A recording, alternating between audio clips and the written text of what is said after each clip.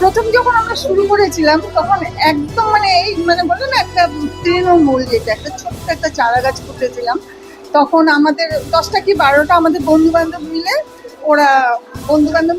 ওরা সব মানে ফেস্টিভ্যালটা ওরা জমা দিয়েছে। আমরা দেখেছি এই একটা এরকম একটা ছোট্ট একটা ঘরের ভেতরে এলইডি টিভি লাগিয়ে তুলেছি। তখনও ভাবিনি যে আজকে এই মহামহির মানে অত বড় একটা বট গাছ হয়ে যাবে, সেটা আমি ভাবিনি। আপনার যে এই যে দুর্গাপুর থেকে যে নন্দন অব্দি এই যে 11 বছরের যে জার্নি, সেই জার্নিটা সম্পর্কে যদি একটু ছোট্ট করে বলেন।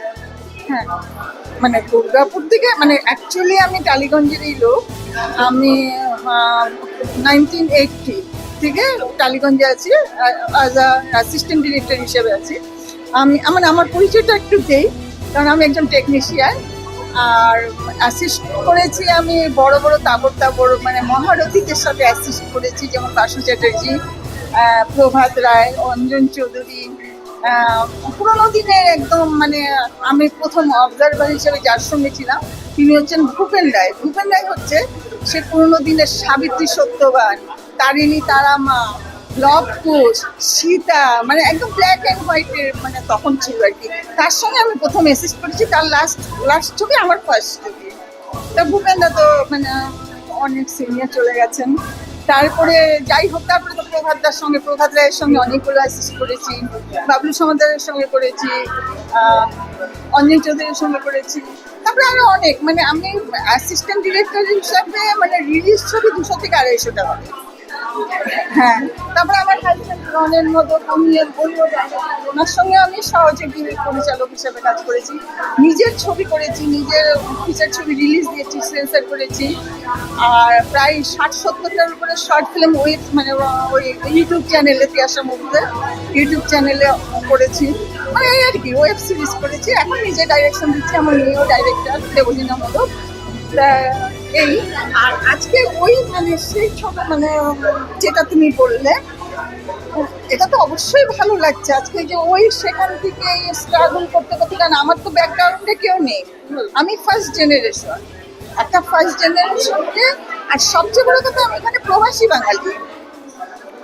আমার জন্মভূমি এবং ব্রনের বড়টা হচ্ছে আসাম।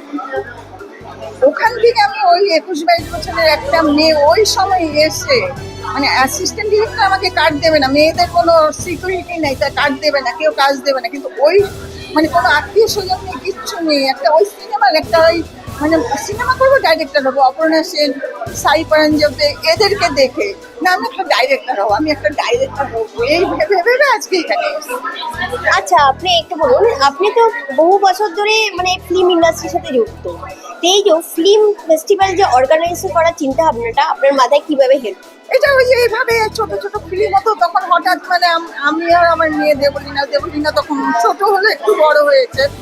তা বললো যে চল আমরা কয়েকটা ফেস্টিভ্যাল করি, কয়েকজন বন্ধু বান্ধব মানে আমাদের নিজেদের জানাশোনা কলকাতারই কয়েকটা ছোট ছোট একটা শর্ট ফিল্ম নিয়ে ফেস্টিভ্যাল করলাম। ওই পরে আস্তে আস্তে মনে হলো যে বেশ ভালো, তো আজকে তো সমাজে হলগুলো ঠিক চলে না। হ্যাঁ, আজকে হ্যাঁ, আর ফেস্টিভ্যালের মাধ্যমে কি, ফেস্টিভ্যাল হলে আমরা মানে সারা প্রথমে তো এখানকার মানে ওয়েস্ট বেঙ্গলের কথা বলছি, তারপরে স্টেটের কথা, বিভিন্ন স্টেটের, তারপরে হচ্ছে দেশের কথা।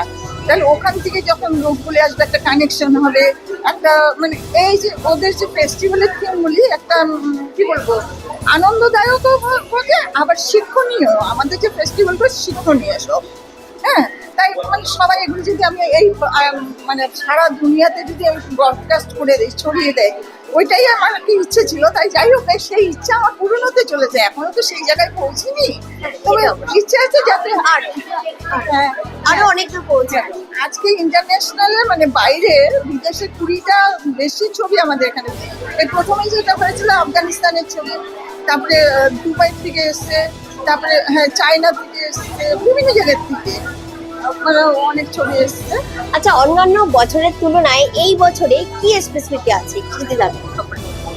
স্পেশালিস্ট তো সব বছরেই আছে, আস্তে আস্তে গ্রো হচ্ছে আর কি।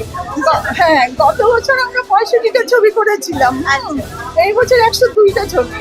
এরকম আস্তে আস্তে, প্রথমে 10-12টা ছবি নিয়ে শুরু করেছিলাম, এই আর কি। একটা বিভিন্ন লোকের সঙ্গে, সবচেয়ে বড় কথা যারা বাইরের মানে আমাদের বিভিন্ন স্টেটের একবার যারা দিয়েছে তারা 3বার 4বার করে ছবি জমা দিচ্ছে। কবে Durgapur international film festival submission শুরু হয়ে যাবে, মানে সবাই পেজের দিকে তাকিয়ে থাকে, এটাই সবচেয়ে বড় কথা। Thank you.